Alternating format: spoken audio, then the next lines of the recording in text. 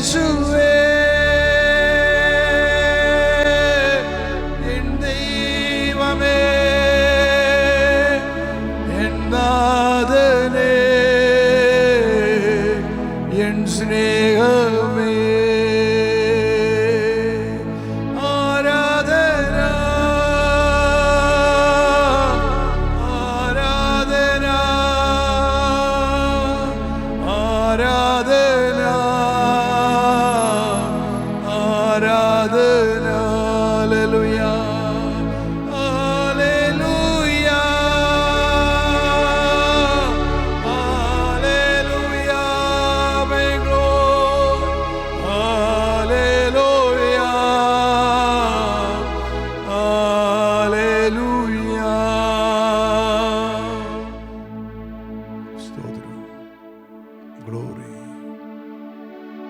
അങ്ങേക്ക് മഹത്വം എൻ്റെ പിതാവേ, അങ്ങേക്ക് നന്ദി എൻ്റെ ദൈവമേ. അവിടുത്തേക്ക് ആരാധന. അവിടുന്നാണ് എൻ്റെ ദൈവം, അവിടുന്നാണ് എൻ്റെ പിതാവ്, അവിടുന്നാണ് എൻ്റെ കർത്താവ്, അവിടുന്നാണ് എൻ്റെ രക്ഷകൻ, അവിടുന്നാണ് എന്നെ സൃഷ്ടിച്ച ദൈവം. അങ്ങൻ്റെ പിതാവാണ്. എല്ലാ സ്തുതിയും എല്ലാ പുകഴ്ചയും എല്ലാ മഹത്വവും എല്ലാ ആരാധനയും ഞാൻ അവിടത്തേക്ക് അർപ്പിക്കുന്നു എൻ്റെ ദൈവമേ. അങ്ങയെ സ്തുതിക്കുന്നു, അങ്ങയെ ആരാധിക്കുന്നു, അങ്ങയ്ക്ക് നന്ദി പറയുന്നു, അങ്ങയെ മഹാമഹിമയ്ക്കായി അങ്ങയെ വാഴ്ത്തി സ്തുതിക്കുകയാണ്. അവിടുന്നാണ് എല്ലാ മർത്യരുടെയും ദൈവം, അവിടുന്നാണ് ആകാശത്തെയും ഭൂമിയെ സൃഷ്ടിച്ചവനായ ദൈവം, അവിടുന്നാണ് സകല മനുഷ്യരെയും മെനഞ്ഞെടുത്തവൻ, അവിടുന്ന് എല്ലാവരുടെയും ദൈവമാണ്. കർത്താവാ ദൈവം, ഇസ്രായേലിൻ്റെ ദൈവം, സൈന്യയിലെ കർത്താവാ ദൈവം. അങ്ങയ്ക്ക് മഹത്വം ഉണ്ടാകട്ടെ, അങ്ങയ്ക്ക് ആരാധന അർപ്പിക്കുന്നുണ്ട് ദൈവമേ. അവിടുത്തെ നാമം പൂജിതമാകട്ടെ പിതാവേ. സ്വർഗത്തിൽ ഇതുപോലെ ഭൂമിയിലും അവിടുത്തെ നാമം പൂജിതമാകട്ടെ. ഓരോ മർത്യരിലും അവിടുത്തെ നാമം പൂജിതമാകട്ടെ എൻ്റെ ദൈവമേ. അവിടുത്തെ രാജ്യം എല്ലാം മനുഷ്യരിലും വന്നു ചേരുമാറാകട്ടെ. ആബാ, എല്ലാ ഹൃദയങ്ങളിലും അവിടുത്തെ രാജ്യം വരട്ടെ.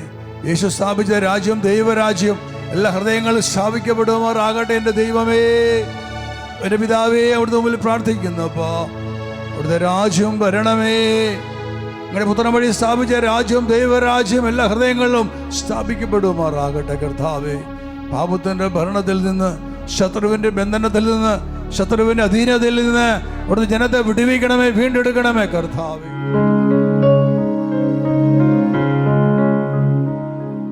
ഈശോയിൽ ഏറ്റവും പ്രിയപ്പെട്ട സഹോദരി സഹോദരങ്ങളെ, ഈ വലിയ ശുശ്രൂഷയിലേക്ക്, ഈ അത്ഭുതങ്ങളുടെ ജപമാല ശുശ്രൂഷയിലേക്ക് ഒരിക്കൽ കൂടി നിങ്ങൾ എല്ലാവരെയും സ്നേഹത്തോടെ സ്വാഗതം ചെയ്യുകയാണ്.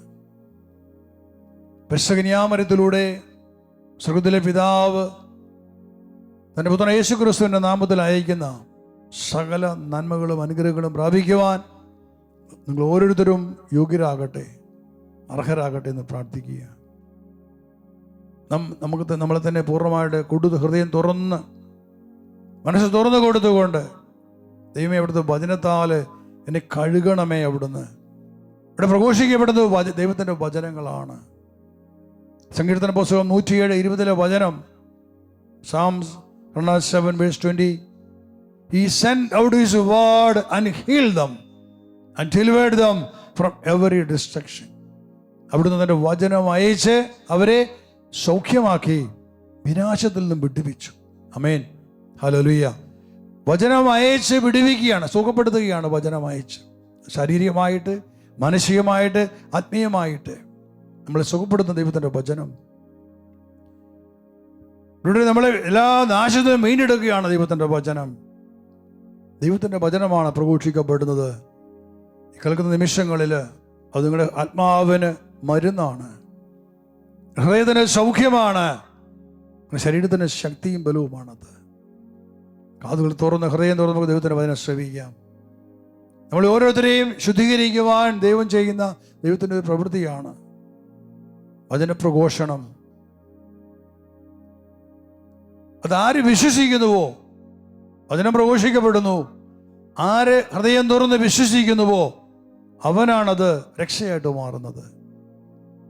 കേൾവിയിലൂടെ അനുഗ്രഹം, കേൾവിയിലൂടെ സൗഖ്യം, കേൾവിയിലൂടെ അനുഗ്രഹം പ്രാപിക്കാൻ സാധിക്കും. അതെപ്പോഴാണ് സംഭവിക്കുന്നത്? വിശ്വസിക്കുമ്പോഴാണ്. കേൾക്കുന്നവൻ വിശ്വസിക്കുമ്പോഴാണ് അത് അവന് സൗഖ്യമായിട്ട് മാറുന്നത്. കേൾക്കുന്നവൻ ശ്രദ്ധിക്കുന്നില്ല എങ്കിൽ, വിശ്വസിക്കുന്നില്ല എങ്കിൽ, അനുസരിക്കുന്നില്ല എങ്കിൽ അത് ചേമ്പലിൽ വീണ വെള്ളം പോലെ തെറിച്ചു പോകും. പാറമേല വീണ വിത്ത് പോലെ തെറിച്ചു പോകും. അത് കരിഞ്ഞു പോകും. യാതൊരു ഫലവും ഉണ്ടാവുകയില്ല. ദൈവമേ, അവിടുത്തെ വചനം അതെൻ്റെ ഹൃദയത്തെ കഴുകുവാൻ, ശുദ്ധീകരിക്കുവാൻ ഇടവരുത്തണമേ. എന്നെ ഭരിക്കുന്ന പാപത്തിൻ്റെ ശക്തികളിൽ നിന്ന്, എന്നെ ബുദ്ധിയിലെ അന്ധകാരത്തിൽ നിന്ന്, എന്നെ മനസ്സിനെ കീഴ്പ്പെടുത്തിയിരിക്കുന്ന ലോകമോഹങ്ങളിൽ നിന്ന്, എന്നെ ചിന്തകളെ ഭരിക്കുന്ന എല്ലാ ജഡിക അഭിലാഷങ്ങളിൽ നിന്ന് എന്നെ വിടുവിക്കുവാനും അവിടെ വചനം അയച്ച് എന്നെ ശുദ്ധി ചെയ്യണമേ, എന്നെ മോചിപ്പിക്കണമേ. നമുക്ക് തുറന്നു കൊടുക്കാൻ ഹൃദയം പൂർണ്ണമായിട്ട് പ്രിയപ്പെട്ടവരെ. ഒരു വ്യക്തിയുടെ ജീവിതത്തിൽ അവനെ കീഴ്പ്പെടുത്തിയിരിക്കുന്ന പാപത്തിൻ്റെ ഭരണം, തലമുറകളുടെ ഭരണം, അത് തകർക്കപ്പെടണം. അതാണ് അവൻ്റെ അടിത്തറ എന്ന് പറയുക. അപ്പോൾ ആ അടിത്തറ തകർന്നെങ്കിൽ മാത്രമേ വ്യക്തിക്ക് മാറ്റം സംഭവിക്കത്തുള്ളൂ. അത് വലിയൊരു മേഖലയാണത്. അടിത്തറ തകർക്കുക എന്ന് പറഞ്ഞു കഴിഞ്ഞാൽ പാപത്തിൽ പടുത്തുയർത്തപ്പെട്ട നമ്മുടെ അടിത്തറ, ഇതിൻ്റെ ഉറവിടങ്ങൾ നമ്മുടെ തലമുറകളാണെന്ന് നമ്മൾക്ക് വ്യക്തമായിട്ട് അറിയാം. നമ്മൾ കേട്ടിട്ടുള്ളതാണത്. പിതാക്കന്മാരുടെ പാപങ്ങളാണ് മാതൃഗർഭത്തിൽ വെച്ച് ഒരു കുഞ്ഞ് ഉരുവായപ്പോൾ ആ കുഞ്ഞിനെ കീഴ്പ്പെടുത്തിയത്. ആ കുഞ്ഞ് വളർന്നു വന്നു കഴിഞ്ഞപ്പോൾ ആ കുഞ്ഞ് പാപത്തിൽ വീണുപോകുന്നതിൻ്റെ കാരണം അതാണ്. ജ്ഞാനസ്നാനം സ്വീകരിച്ചു, പക്ഷെ ജ്ഞാനസ്നാനം എന്നെ ഒരു ദൈവരാജ്യത്തിൻ്റെ അംഗമാക്കി മാറ്റി. എന്നിലെ പാപങ്ങളെ കഴുകിക്കളയുവാൻ ഞാൻ വീണ്ടും ജനിക്കണം. വചനം ശ്രമിച്ച്, വചനം വിശ്വസിച്ച്, വചനം അനുസരിച്ച് ജീവിക്കുമ്പോഴാണ് വീണ്ടും ജനനം പൂർണ്ണമാകുന്നത്. നിങ്ങൾ കേട്ടു പ്രിയപ്പെട്ടവരെ. ഇത് വാസ്തവത്തിൽ സഭയുമായിട്ട് നമ്മൾ കൂട്ടിച്ചേർക്കുമ്പോൾ സഭ എന്ന് പറയുന്നത് ഒരു വലിയ കൂട്ടായ്മയാണ്. അനേകം മനുഷ്യരുടെ അല്ല, അനേകം വിശ്വാസികളുടെ കൂട്ടായ്മയാണ്. ഒരേ നാമത്തിൽ വിശ്വസിക്കുന്ന ഒരു ജനവിഭാഗത്തിൻ്റെ കൂട്ടായ്മയാണ് സഭയെന്ന് പറയുക. കർത്താവ് യേശുവിൻ്റെ നാമത്തിൽ വിശ്വസിക്കുന്ന, യേശുവിൻ്റെ വചനങ്ങളെ വിശ്വസിക്കുന്ന ഒരു വിഭാഗം വിശ്വാസികളുടെ കൂട്ടായ്മ, അതാണ് സഭയെന്ന് പറയുക. അപ്പോൾ ഇവരെല്ലാം മനുഷ്യരായതുകൊണ്ട് ഈ മനുഷ്യരിൽ കിടക്കുന്നതായ പാപത്തിൻ്റെ ആധിപത്യങ്ങൾ അത് എത്രയോ അധികമായിട്ടായിരിക്കും സഭയെ കീഴ്പ്പെടുത്തുന്നത്. നാം ഒരു വശം ചിന്തിക്കുമ്പോൾ തിരുസഭ എന്ന് പറയുന്നത് ക്രിസ്തുവിൻ്റെ തിരുശരീരമാണ്, പരിശുദ്ധാത്മാവിൻ്റെ ആലയമാണ്, ഇതൊക്കെ നമ്മൾ കേൾക്കുന്നു. എന്നാൽ ഈ സഭയിലുള്ളത് ആരാണ്? സാധാരണ മനുഷ്യരാണ്. സാധാരണ മനുഷ്യരാണ്.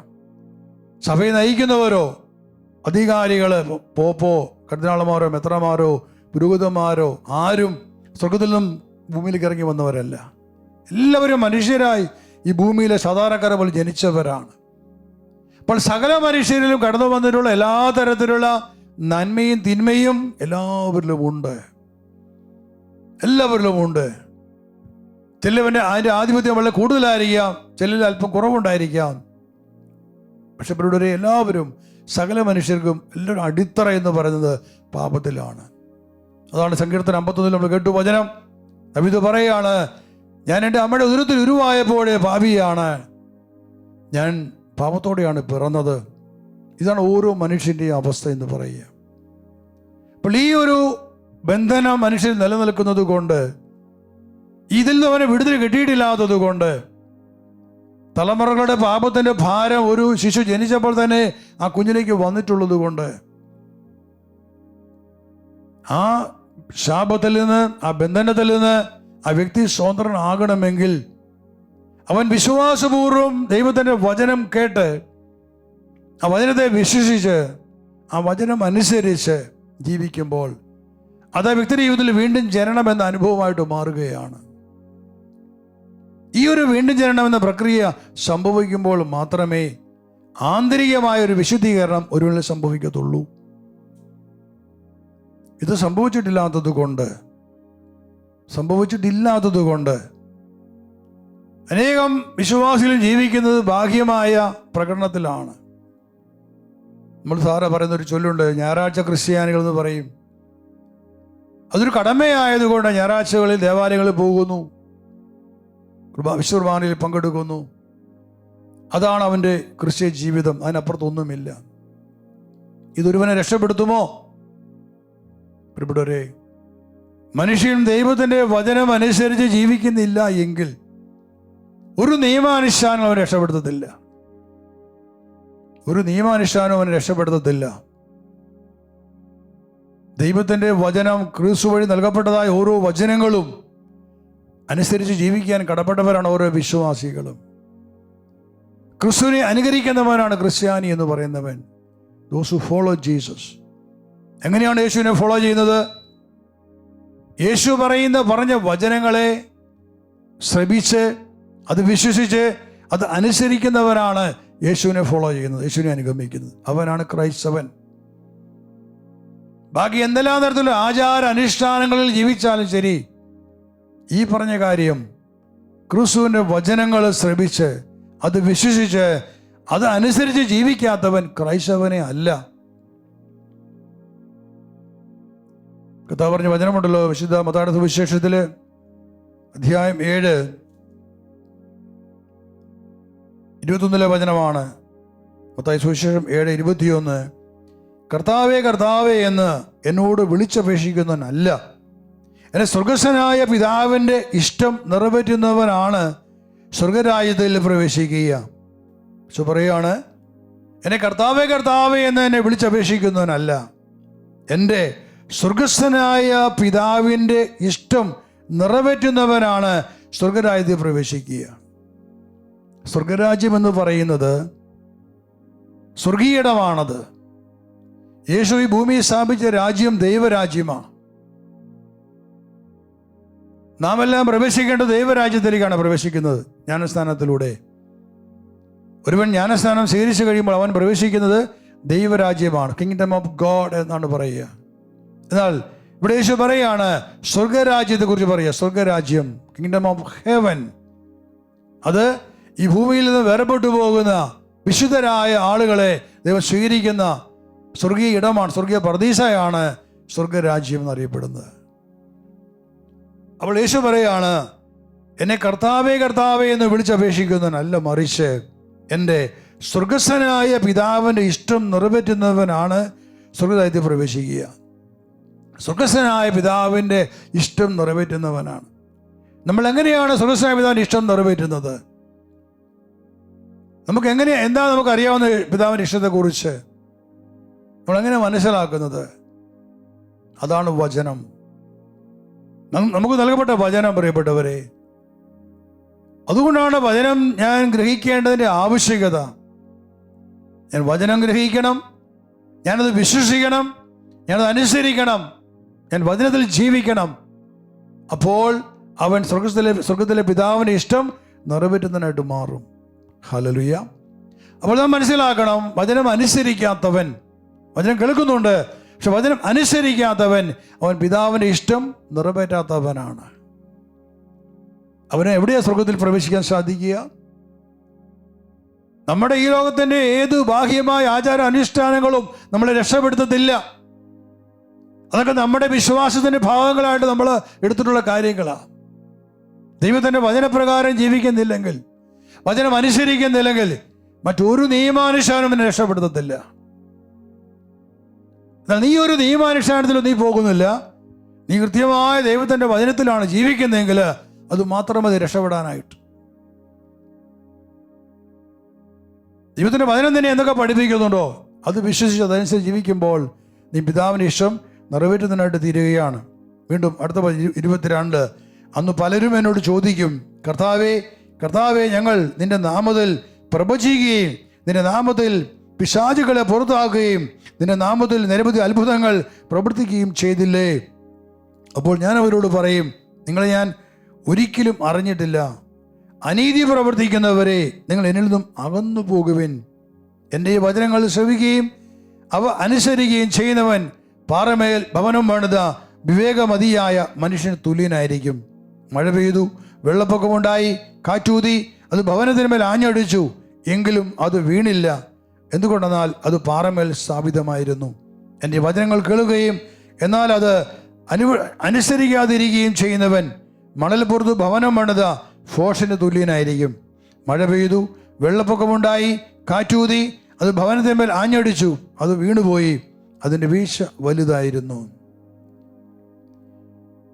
ദൈവത്തിൻ്റെ വചനം അനുസരിച്ചവൻ, അവൻ ബുദ്ധിമാനായ മനുഷ്യൻ. അവൻ പാറമേൽ ഭവനം പണിതവനാണ്. മഴ പെയ്തു, വെള്ളപ്പൊക്കമുണ്ടായി, കാറ്റടിച്ചു, അത് ഇളക്കാൻ കഴിഞ്ഞില്ല. എന്നാൽ വചനം അനുസരിക്കാത്തവൻ, എൻ്റെ വചനങ്ങൾ അനുസരിക്കാതിരിക്കുന്നവൻ, എൻ്റെ വചനങ്ങൾ കേൾക്കുകയും എന്നാൽ അത് അനുസരിക്കാതിരിക്കുകയും ചെയ്യുന്നവൻ മണൽപ്പുറത്ത് ഭവനം പണിത ഭോഷതുല്യനാണ്. അനേകം ക്രൈസ്തവരും മണൽപ്പുറത്ത് ഭവനം പണിത ഭോഷന്മാരാണ്. അവർക്ക് വചനമില്ല. അവർക്ക് ബൈബിളുണ്ട്, അവർ വചനം കേൾക്കുന്നുണ്ട്, അവരനുസരിക്കില്ല. അവർ വചനം വിശ്വസിക്കുന്നുണ്ട്, അവരനുസരിക്കില്ല. ഇതൊക്കെ യേശു പറഞ്ഞതാണെന്നും യേശു ചെയ്ത പ്രവൃത്തികളാണെന്നൊക്കെ അവർക്ക് വിശ്വാസമുണ്ട്, പക്ഷെ അനുസരിക്കില്ല. ഒറ്റ കാരണം കൊണ്ട് തന്നെ തള്ളപ്പെട്ടു പോവുകയാണ്. കേൾക്കുകയും വിശ്വസിക്കുകയും അനുസരിക്കുകയും ചെയ്യണം ആണ് യേശുവോട് പഠിപ്പിച്ചത്. അങ്ങനെ ചെയ്യുന്നവൻ ബുദ്ധിമാനായ മനുഷ്യനാണ്. പ്രിയപ്പെട്ടവരെ, അപ്പോൾ വാസ്തവത്തിൽ നാം ഒരു കാര്യം ചിന്തിക്കേണ്ടത്, വാസ്തവത്തിൽ ഇന്ന് ഓരോ മനുഷ്യരും ആയിരിക്കുന്ന സഭ, കത്തോലിക്ക സഭയോ യാക്കോബോസ് സഭയോ, എത്ര മനുഷ്യരുണ്ട് ഈ പറഞ്ഞ 3 കാര്യങ്ങൾ അന്വേഷിക്കുന്നവർ. വചനം ശ്രമിച്ച്, വചനം വിശ്വസിച്ച്, വചനം അനുസരിക്കുന്ന എത്ര പേരുണ്ട്? ബുദ്ധിമാന്മാരായ, ദൈവത്തിന് മുമ്പിൽ ബുദ്ധിമാന്മാരായ മനുഷ്യർ, പാറപ്പുറത്ത് ഭവനം പണിതവർ, അവർ പാറമേൽ ഭവനം പണിതവരാണ്, ബുദ്ധിമാന്മാരാണ് ദൈവത്തിന് മുമ്പിൽ. അപ്പോൾ ദൈവം നിന്നെ നോക്കുമ്പോൾ നീ ഒരു ബുദ്ധിമാനാണോ, നീ ഒരു ഭോഷനാണോ? നീ ബുദ്ധിമാനാകണമെങ്കിൽ വചനം അനുസരിച്ച് ജീവിക്കുന്നവനായിരിക്കണം, വചനപ്രകാരം ജീവിക്കുന്നവനായിരിക്കണം. നീ ഇടത്തോട്ടോ വലത്തോട്ടോ തിരിയില്ല. അതിൻ്റെ ജീവിതത്തിൽ നയിക്കുന്ന ദൈവത്തിൻ്റെ വചനമായിരിക്കും. വചനം നിന്റെ പാവത്തിന് വിളക്കും, പാതയിൽ പ്രകാശവുമായിരിക്കും. അവൻ ബുദ്ധിമാനായ മനുഷ്യനാണ്. അവൻ ഈ ഭൂമിയിൽ വെച്ച് തന്നെ അവൻ്റെ അടുത്ത ജീവിതം, ഈ ഭൂമിയിൽ വേർപെട്ടു പോകുന്നതിന് ശേഷമുള്ള ജീവിതം ഉറപ്പാക്കിയവനാണ്. സ്വർഗരാജ്യത്തിൽ പ്രവേശിക്കുവാനുള്ള ഉറപ്പ് അവൻ ഇവിടെ സ്വന്തമാക്കി. കാരണം എന്താണ്? അവൻ വചനം അനുസരിച്ചു. ഹല്ലേലൂയ. എന്നാൽ അനേകം മനുഷ്യർ, കോടിക്കണക്കിന് മനുഷ്യർ ഭോഷന്മാരാണ്. അവരൊക്കെയും പണിതിരിക്കുന്ന മണൽപ്പുറത്താണ് ഭവനം പണിത്. ക്രൈസ്തവരാണ്. അവരുടെ ഇടവക പള്ളിയിലെ ദേവാലയത്തിലെ ഓരോ പ്രവൃത്തികൾക്ക് അവർ മുമ്പിലുണ്ട്. കൈക്കാരന്മാരായിരിക്കാം, അല്ലെ പള്ളിയിലെ ഓരോ കാര്യങ്ങൾക്ക് ഓടി നടക്കാൻ അധ്വാനിക്കുന്നവരാണ്. അവർ എന്തു ചെയ്യാൻ മടിക്കാത്ത മനുഷ്യരുണ്ട്. പക്ഷെ അവരുടെ ജീവിതത്തിൽ വചനമില്ല. അവരെന്തെല്ലാം അവിടെ ചെയ്യുന്നു പറഞ്ഞാൽ ശരി, അവസാന ദിവസത്തിൽ രക്ഷ കൊടുക്കുന്നത് ഈ ഒരു പ്രവൃത്തികളുമായിരിക്കില്ല. കർത്താവേകൾ നിന്റെ നാമത്തിൽ ഞങ്ങൾ പള്ളിയിൽ പോയി പണി നടത്തിയിട്ടുണ്ട്, പള്ളി തുടച്ച് കഴുകി വൃത്തിയാക്കിയിട്ടുണ്ട്, പെരുന്നാൾ നടത്തിയിട്ടുണ്ട്, എല്ലാ ദിവസവും പള്ളി ഓരോ പ്രവൃത്തിയും ചെയ്യാൻ വേണ്ടി പോയിട്ടുണ്ട്. ഇതൊക്കെ നമുക്ക് പറയാൻ പറ്റും. കർത്താവ് അറിയാമോ, ഞാൻ നിന്നെ അറിയുന്നില്ല.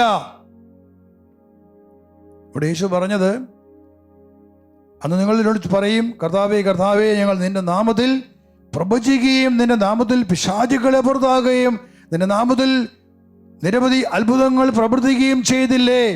അപ്പോൾ ഞാൻ അവരോട് പറയും, നിങ്ങളെ ഞാൻ ഒരിക്കലും അറിഞ്ഞിട്ടില്ല. അനീതി പ്രവർത്തിക്കുന്നവരെ നിങ്ങൾ എന്നിൽ നിന്നും അകന്നു പോകുവിൻ.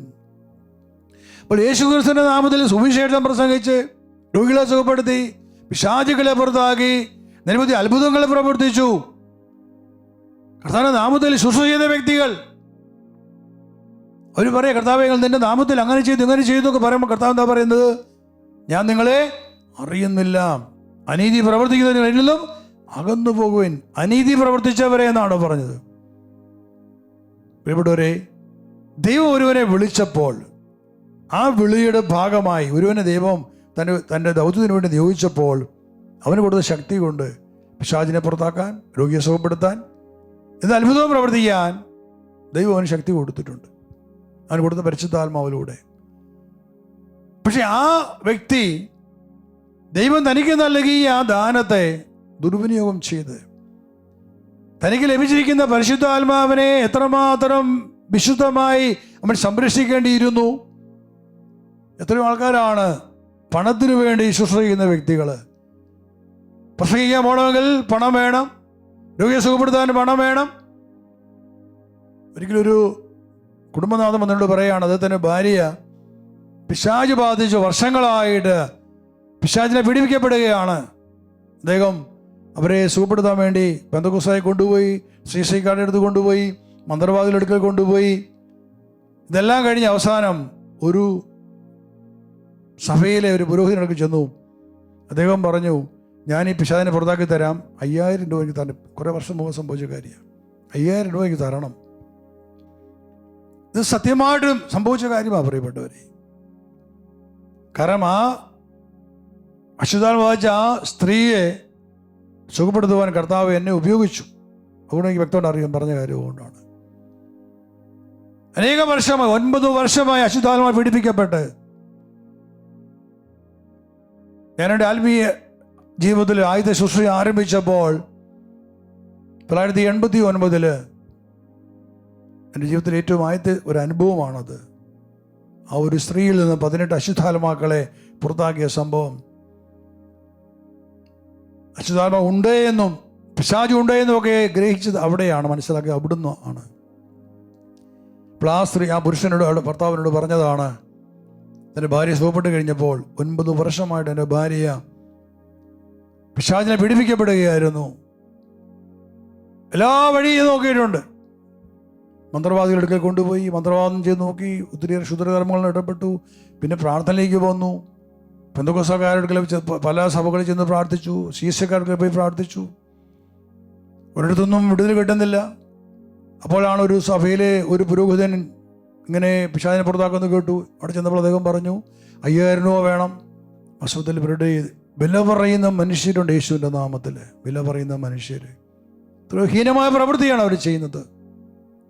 ദൈവം കൊടുത്ത കാര്യങ്ങൾ ദാനമായിരിക്കെ സുവിശേഷം പ്രസംഗിക്കുവാനോ രോഗിയെ സുഖപ്പെടുത്തുവാനോ പിശാചിനെ പുറത്താക്കുവാനോ ദൈവം കൊടുത്ത ദാനമായിരിക്കെ ഈ ദാനങ്ങൾ വെച്ചുകൊണ്ട് മറ്റുള്ള മുമ്പിൽ വില പറയുന്ന മനുഷ്യര്, അത് പൈശാചികമാണത്, അത് പിശാചാണത്. വാസ്തവത്തിൽ പണത്തിനു വേണ്ടി അവർ വില ചെയ്യുന്നതായിട്ട് മാറുകയാണ്.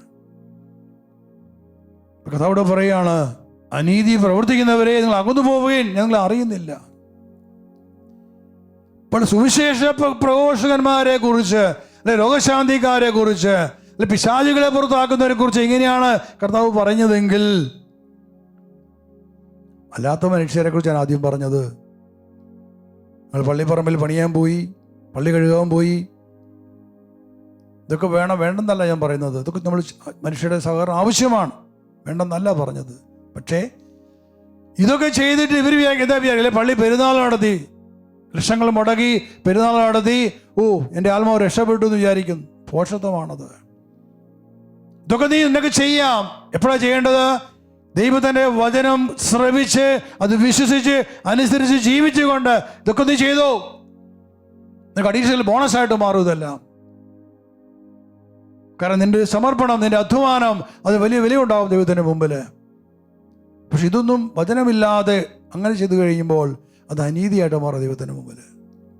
ഓരോ ക്രൈസ്തവനും മനസ്സിലാക്കണം, അവൻ വിധിക്കപ്പെടുന്ന വചനത്തിലാണ്. അന്ത്യവിധിയിൽ എല്ലാ മനുഷ്യ ദൈവത്തിന് മുമ്പിൽ നിൽക്കേണ്ടി വരും. അവിടെ ഓരോ മനുഷ്യനും ചെയ്ത പ്രവൃത്തികൾ ഒരു സ്ക്രീനിൽ നിന്ന് അവൻ്റെ മുമ്പിൽ വരികയാണ്. ദൈവത്തിൻ്റെ വചനങ്ങൾ മുഴുവനും അവൻ്റെ മുമ്പിൽ അനാവരണം ചെയ്യപ്പെടും. ആ ഓരോ വചനത്തിനും എതിരായിട്ട് ഇവൻ ചെയ്ത സകല പ്രവൃത്തികളും ഒരു കണ്ണാടിയിൽ നിന്നുകൊണ്ട് അവൻ അവിടെ വെളിപ്പെടുകയാണ്. അവിടെയാണ് സംഭവിക്കുമെന്ന് വിധി എന്ന് പറയുക. വചനത്താലാണ് വിധിക്കപ്പെടുന്നത്. എന്തെല്ലാം ചെയ്തിട്ടുണ്ട്, അതെല്ലാം ദൈവത്തിന് അനാവൃതവും വ്യക്തമാണ്, ഒന്നും പറഞ്ഞിരിക്കുന്നില്ല. മനുഷ്യൻ രഹസ്യമായി ചെയ്ത സകല പ്രവൃത്തികൾ ദൈവത്തിന് മുമ്പിൽ വ്യക്തവും അനാവൃതമാണ്, ആർക്കൊന്നും മറച്ചു വയ്ക്കാൻ പറ്റില്ല. അപ്പോൾ ദൈവത്തിൻ്റെ വചനത്താൽ വിധിക്കപ്പെടും. പ്രിയമുള്ളവരെ, ഇതാണ് മനുഷ്യൻ്റെ അവസ്ഥ. അങ്ങനെയാണെങ്കിൽ ഇന്ന് ഓരോ സഭയിലും ആയിരിക്കുന്ന, അല്ലെങ്കിൽ ഞാൻ ഓരോ സഭയിൽ ഞാൻ ഉദ്ദേശിക്കുന്നത് കത്തോലിക്കാ സഭ, അല്ലെ യാക്കോബ സഭ, മറ്റുള്ളവരെ കുറിച്ച് പറയാൻ ഞാൻ ആരുമല്ല, ഞാൻ അവിടേക്ക് പോകുന്നുമില്ല. അപ്പോൾ ഈ സഭകളിലായിരിക്കുന്ന വ്യക്തികൾ ചിന്തിക്കണം, ദൈവമേ ഞാനൊരു ഫോഷനാണ്. ഇതും നിങ്ങൾ വചനപ്രകാരമാണ് നിങ്ങളെ വിധിക്കേണ്ടത്. വചനം നമ്മളെ എന്തു പഠിപ്പിക്കും? ഇതാണ് നമ്മുടെ രക്ഷയുടെ അടിസ്ഥാനം. മനുഷ്യമായ പഠനങ്ങളല്ല. വചനത്തിലൂടെ എന്താണ് നമുക്ക് ദൈവം നമ്മോട് കൽപ്പിച്ചിട്ടുള്ളത്, അത് ഞാൻ അനുസരിച്ചിട്ടുണ്ട് എങ്കിൽ അതാണ് എൻ്റെ രക്ഷ. അതല്ലാതെ മറ്റു യാതൊന്നും നമുക്ക് രക്ഷ നൽകത്തില്ല. നമ്മൾ തിരിച്ചറിയണം ആ സത്യം. അപ്പോൾ ദൈവം എന്നെ വിധിക്കുമ്പോൾ ഞാനൊരു ബുദ്ധിമാനായ മനുഷ്യനായിരിക്കുമോ ഫോഷനായിരിക്കുമോ സ്വയം തിരിച്ചറിയണം. മണൽപ്പുറത്ത് പണിയപ്പെട്ടവനാ, കാറ്റടിച്ചപ്പോളെ അല്ലെ വെള്ളം വന്നപ്പോൾ അത് തട്ടിക്കൊണ്ടുപോയി. പ്രിയപ്പെട്ടവരെ, ഇന്ന് വാസ്തവത്തിൽ വളരെ ദയനീയമാണ്. സഭയിലെ മനുഷ്യരനേകർ ഇതാണ്.